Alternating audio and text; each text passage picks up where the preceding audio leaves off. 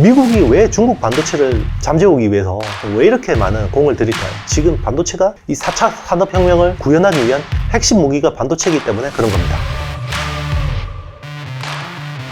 당신의 계좌를 변화시켜줄 투자의 신! 안녕하십니까, 이형수 대표입니다. 우리 연말을 맞아서요, 오늘은 조금 이제 큰 이야기를 한번 해볼게요. 제가 그동안 굉장히 디테일한 어떤 미시적인 이야기를 많이 했다 그러면 오늘은 약간 좀 거시적인 이야기를 해보겠습니다. 자, 우리 그 반도체 이야기도 많이 했었고, 디스플레이 이야기도 했었고, 핸드셋, 메타버스, AR, VR, 그리고 K 콘텐츠, 이런 이야기들 되게 많이 했었는데요. 그러면 이런 것들에 대해서 왜 투자를 해야 되는지, 고고한 어떤 변화의 흐름이 있는지, 거기서 우리가 어떻게 기회를 올라타야 될지에 대해서 좀 이야기를 해보겠습니다. 자, 이제 어떻게 보면 식상한 이야기일 수도 있는데요. 4차 산업혁명에 대해서 한번 이야기를 해볼게요.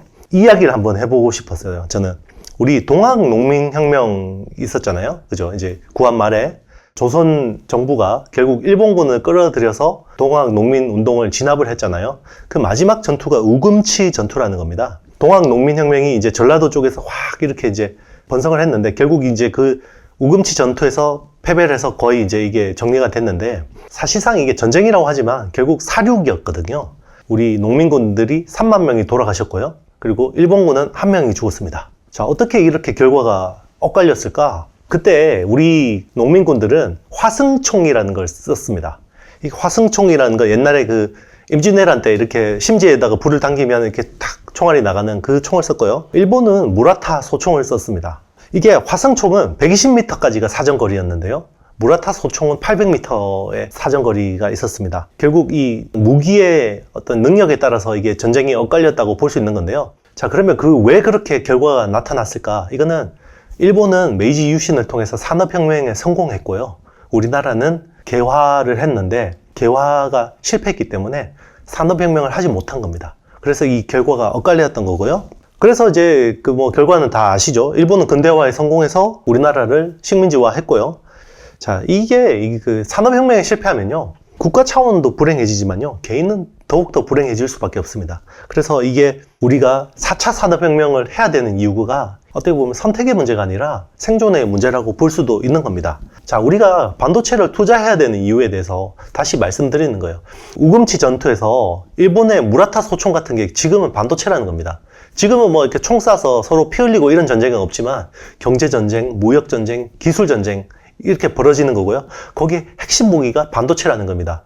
자, 미국이 왜 중국 반도체를 잠재우기 위해서 왜 이렇게 많은 공을 들일까요? 그게 지금 반도체가 제일 중요한 품목이기 때문에 이 4차 산업혁명을 어떻게 구현하기 위한 핵심 무기가 반도체이기 때문에 그런 겁니다. 그리고 이제 지금은 이제 어떤 4차 산업혁명의 핵심은 하드웨어는 반도체지만 결국 어떤 소프트웨어는 결국 사람한테서 나오는 거거든요.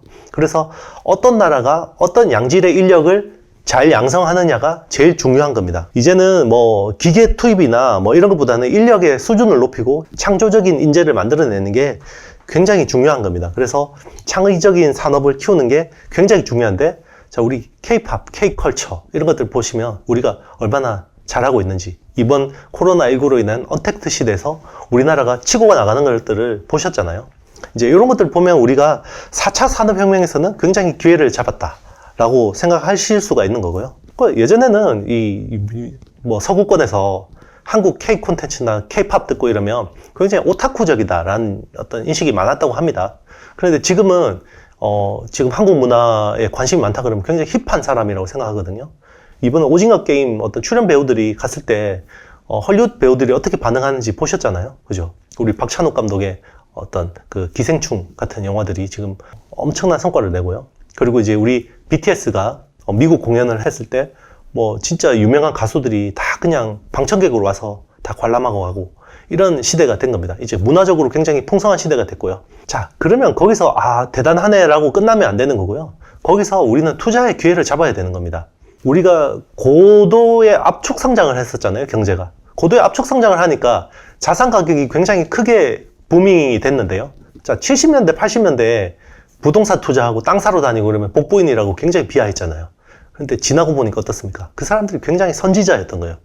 그 사람들은 적어도 이 고도의 경제 성장으로 인한 결과물이 자산시장의 폭등이라고 보신 겁니다. 그렇기 때문에 우리는 그때의 어떤 사람들이 지금의 상당 부분의 부를 축적하고 있는 거고요. 자, 4차 산업혁명이 지금 일어나고 있잖아요. 그럼 이게 또 어떤 결과를 만들 수 있을까요? 훨씬 더 큰 격차를 만들어낼 겁니다. 그래서 여기에 4차 산업혁명의 어떤 주류 흐름에 편승하는 사람과 외면하는 사람이 굉장히 결과가 엇갈릴 거다. 이거는 향후 5년, 10년 뒤에 나타날 결과물들이겠지만요. 우리 이 채널을 시청하신 분들은 굉장히 전자 쪽이 아닐까, 어떤 흐름을 활용하려는 분들이 아닐까라고 생각합니다. 그래서 오늘 좀 저는 거룩한 이야기들을 좀 했었던 거고요. 자, 여기서 이제 결론 세 가지를 말씀드릴게요. 자, 반도체는 21세기 핵심 무기입니다. 네, 핵무기보다 더 강력한 무기인 거고요. 자, 여기서 미중 무역전쟁, 기술전쟁에서 이게 여실히 보여주고 있는 거고요.